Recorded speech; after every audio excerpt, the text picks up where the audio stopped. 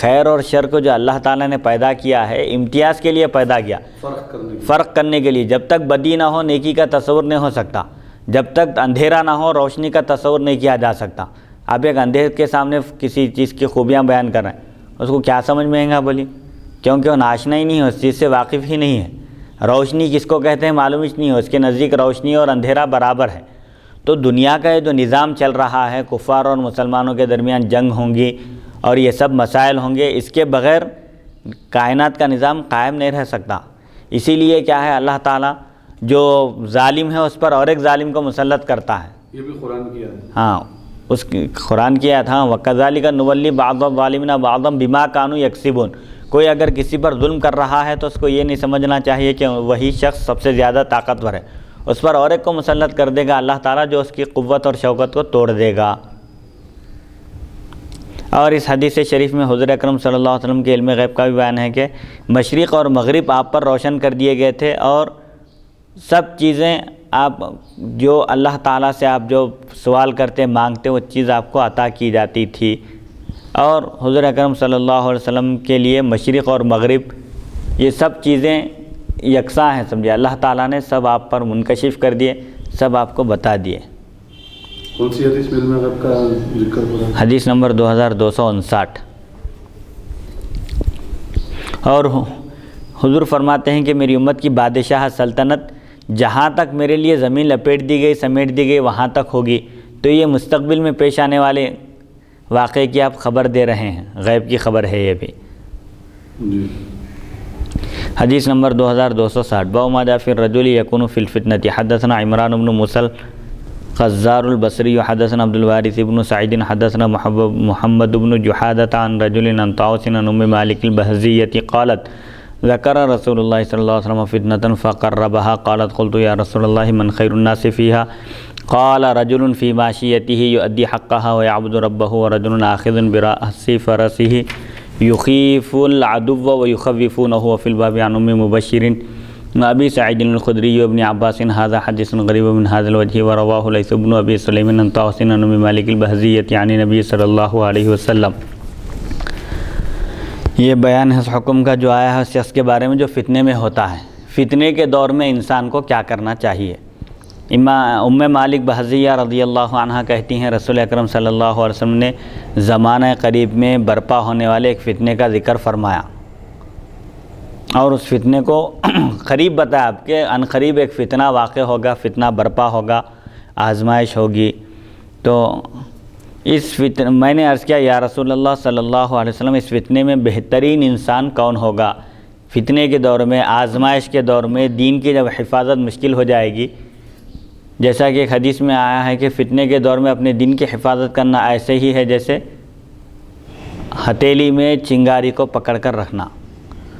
تو بہرحال وہ صحابی عرض کرتی ہیں میں نے عرض کیا یا رسول اللہ صلی اللہ علیہ وسلم اس فتنے کے زمانے میں سب سے بہترین انسان کون ہے؟ آپ نے فرمایا وہ شخص جو اپنے جانوروں میں رہ کر ان کا حق ادا کرے اور اپنے رب کی عبادت کرے، یعنی اپنے جانوروں کو چرانے میں مصروف رہے اور اللہ تعالیٰ کی عبادت کرتا رہے، لوگوں سے الگ تھلگ رہے، گوشہ نشینی اختیار کر لے اور جانوروں کو چرانے میں مصروف رہے اور اپنے رب کی بھی عبادت کرے اور جانوروں کا جو اس پر حق ہے وہ بھی ادا کرے۔ یہ شخص سب سے بہترین انسان ہے جو فتنوں کے مقامات سے بھی دوری اختیار کر لیا۔ ظاہر بات ہے جو شخص جس چیز کے قریب جائے گا اس میں واقع ہونے کا اندیشہ ہے، جیسے کوئی کسی برائی کے جو دواعی ہیں، مقدمات ہیں، اس تک پہنچانے والی چیزیں ہیں، تو مقدمات تک پہنچا تو اصل تک پہنچنے کا یقین رہتا۔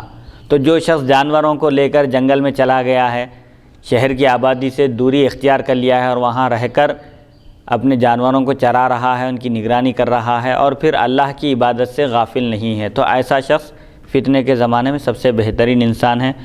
اور وہ شخص جو اپنے گھوڑے کی لگام پکڑ کر دشمن کو ڈرائے اور دشمن اسے ڈرائے، یعنی مجاہد، اللہ کی راہ میں جہاد کرنے والا، اللہ کے دین کی سربلندی کے لیے اپنی جان کی بازی لگانے والا، گھوڑے کی لگام تھاما ہوا ہے، مطلب یہ ہے کہ ہمیشہ جہاد کے لیے تیار ہے، جس وقت بھی جہاد کا اعلان ہو فوراً پہنچنے کے لیے تیار ہے، گھوڑے کو بھی تیار رکھا ہے اور اس کو دشمن ڈرا رہے ہیں اور یہ دشمن کو ڈرا رہا ہے۔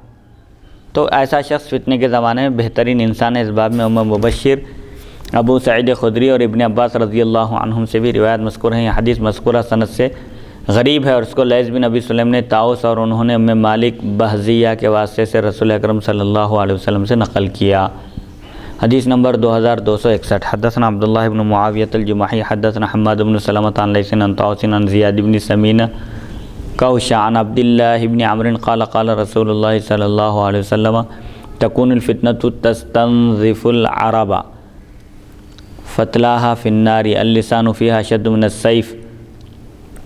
هذا حديث غريب سمعت محمد بن اسماعیل يقول لا نعرف لزياد بن سمین کوش غیر هذا الحديث ورواه حماد بن سلمة عن لیث فرفعه ورواه حماد بن زید عن لیث فوقفه۔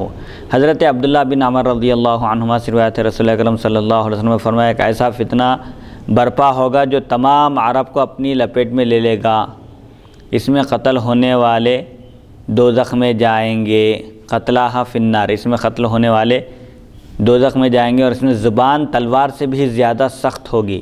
یہ حدیث غریب ہے۔ میں نے امام ترمذی فرماتے ہیں میں نے محمد بن اسماعیل کو کہتے ہوئے سنا کہ ہم زیاد بن سیمی گوشت سے اس روایت کے سوا کوئی دوسری حدیث نہیں جانتے۔ حماد بن سلمہ نے اس حدیث کو لیث سے مرفوع اور حماد بن زید نے سلمہ سے موقوف روایت کیا ہے۔ یعنی حضور اکرم صلی اللہ علیہ وسلم نے ارشاد فرمایا کہ ایک فتنہ برپا ہوگا جو سارے عرب کو اپنی لپیٹ میں لے لے گا، اور اس فتنے میں قتل ہونے والے دوزخ میں جائیں گے، اور فتنے میں زبان کھولنا یہ تلوار سے بھی زیادہ سخت ہے۔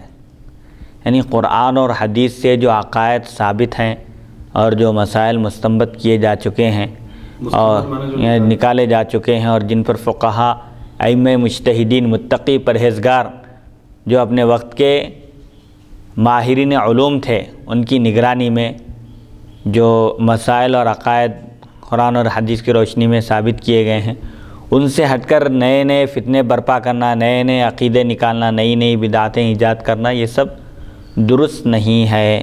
یہ تلوار سے بھی زیادہ خطرناک ہے۔ ہاں، فتنے کے زمانے میں زبان کھولنا یہ تلوار سے زیادہ خطرناک ہے۔ کسی کو قتل کرنے سے زیادہ اپنی زبان سے کوئی ایسی بات کہنا جو فتنے کو اور فروغ دے، فتنے کو اور بڑھائے، قرآن اور حدیث کے خلاف جائے، یہ بڑی خطرناک بات ہے۔ تو بہرحال فتنے کے زمانے میں آگے آ رہا ہے کہ فتنے کے زمانے میں اپنے دین کی حفاظت کرنا چاہیے۔ جو شخص ٹھہرا ہوا ہے، جو شخص فتنے کی طرف چل رہا ہے، اس سے بہتر ہے وہ شخص جو ٹھہرا ہوا ہے، کیونکہ وہ فتنے سے دور ہے، اور ٹھہرے ہوئے شخص سے بہتر بیٹھا ہوا شخص ہے، کیونکہ ٹھہرے ہوئے شخص کے بارے میں امکان ہے کہ وہ فتنے کی طرف آگے بڑھ سکتا ہے، آگے جا سکتا ہے، تو بیٹھے ہوئے شخص کے لیے پہنچنے میں دیر لگے گی، تو فتنے سے یہ شخص دور ہے۔ تو بہرحال فتنے کے دور میں اپنی ایمان کی حفاظت کرنی چاہیے۔ حدیث نمبر 2262۔ باب ما جاء فی رفع الامانۃ۔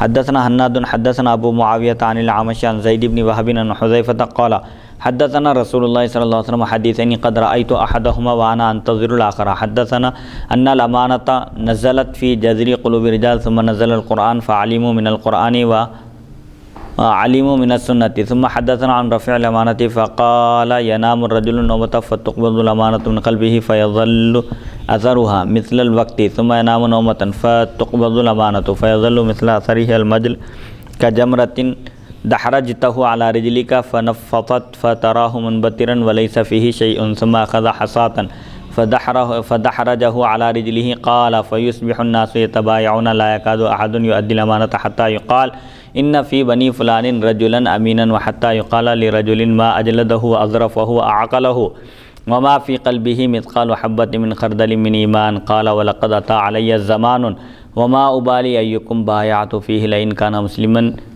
لَيَرُدَّنَّهُ عَلَى دِينِهِ وَلَئِنْ كَانَ يَهُودِيًّا أَوْ نَصْرَانِيًّا لَيَرُدَّنَّهُ عَلَيَّ سَاعِيهِ فَأَمَّا الْيَوْمَ فَمَا كُنْتُ أُبَايِعُ مِنْكُمْ إِلَّا فُلَانًا وَفُلَانًا هذا حدیث حسن صحیح۔ یہ بیان اس حکم کا جو امانت کے اٹھا لیے جانے کے بارے میں آیا ہے۔ قیامت کے قریب امانت اٹھا لی جائے گی، کوئی امانت دار نہیں ہوگا۔ حضور اکرم صلی اللہ علیہ وسلم کے زمانے میں عہد مبارک میں صحابہ کرام ایک دوسرے سے معاملہ کرتے تھے، اور وہ مسلمان ہونے کی حیثیت سے امانت میں خیانت نہیں کرتے تھے۔ خود صحابہ کا دور گزرنے کے بعد، صحابہ کے دور کے اختتام پر ایک صحابی کہتے ہیں کہ ایک زمانہ تھا میں کہ کسی سے بھی معاملہ کرتا تھا اور اس پر اعتماد کرتا تھا، لیکن اب یہ زمانہ ایسا آ گیا ہے کہ صرف فلاں اور فلاں پر میں اعتماد کرتا ہوں، سب قابل بھروسہ نہیں رہے، یعنی امانت کا تصور آہستہ آہستہ ختم ہوتا جا رہا ہے۔ حضرت حذیفہ رضی اللہ عنہ فرماتے ہیں ہم سے رسول اکرم صلی اللہ علیہ وسلم نے 2 باتیں بیان فرمائی، ایک کا تو میں نے مشاہدہ کر لیا، ایک کو تو میں نے دیکھ لیا ہے، اور دوسری بات کا میں انتظار کر رہا ہوں۔ آپ نے فرمایا امانت لوگوں کے دلوں کے بیچ میں نازل ہوئی، دل کے بیچوں بیچ امانت کا نزول ہوا، پھر قرآن پاک نازل ہوا تو انہوں نے اسے قرآن سے سیکھا اور حدیث سے بھی سیکھا۔ قرآن میں بھی امانت کی تاکید کی گئی ہے، امانت کی حفاظت کرنے کی، امانت ادا کرنے کی۔